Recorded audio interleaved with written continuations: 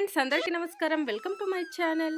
ఈరోజు వచ్చేసి rose flowers మాలని ఎలా కట్టుకోవాలి అనేది నేను ఈ వీడియోలో అయితే మీకు చూపిస్తాను. చూడవచ్చు. మనం ఇది వచ్చేసి మన దర్వాజాలకు వేసుకోవచ్చు, అలాగే దేవుడికి కూడా మనం మాలగా సమర్పించుకోవచ్చు. చాలా ఈజీగా, చాలా తక్కువ కాస్ట్తో అయితే మనం ఇంట్లోనే ఇలా మాల కట్టుకోవచ్చు. మనం పుల్ల పూలు దొరుకుతాయి కదా, అలా కేజెస్ టైప్లో తీసుకొచ్చేసి మనం మాల కట్టామనుకోండి, చాలా అంటే చాలా మనీ అయితే సేవ్ అవుతుంది. మనం మామూలుగా దండ బయట తీసుకోవాలంటే 200 300 అలా ఉంటుంది కదా. సో మనం ఇది లూజ్గా తీసుకొని వచ్చి ఇలా మాల రూపంలో చేసుకుంటే మనకు తక్కువ కాస్ట్లోనే పెద్ద మాలగా తయారవుతుంది. అది ఎలా ఏంటనేది నేను ఈ వీడియోలో చూపిస్తాను.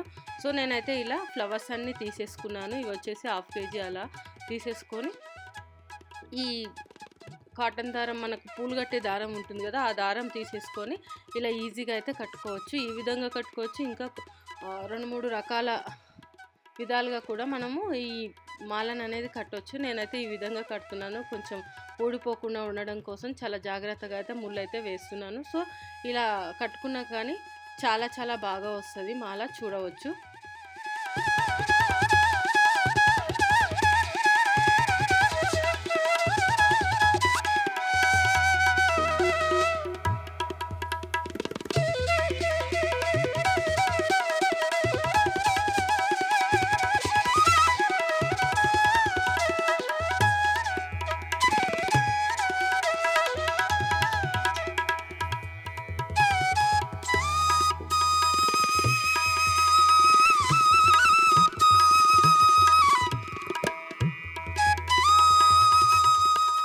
సో ఈ విధంగా అయితే నేను మాల కట్టుకున్నాను. చూడవచ్చు ఎంత పెద్దగా మాల కట్టాను అనేది.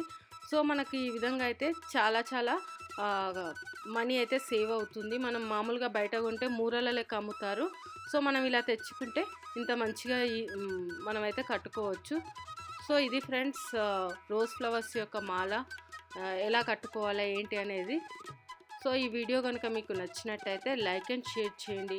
అలాగే మా ఛానల్ని సబ్స్క్రైబ్ చేసుకోండి. ఇలాంటి మరిన్ని వీడియోస్ కోసం పక్కన ఉన్న బెల్ సింబల్ కూడా క్లిక్ చేయండి. Thank you.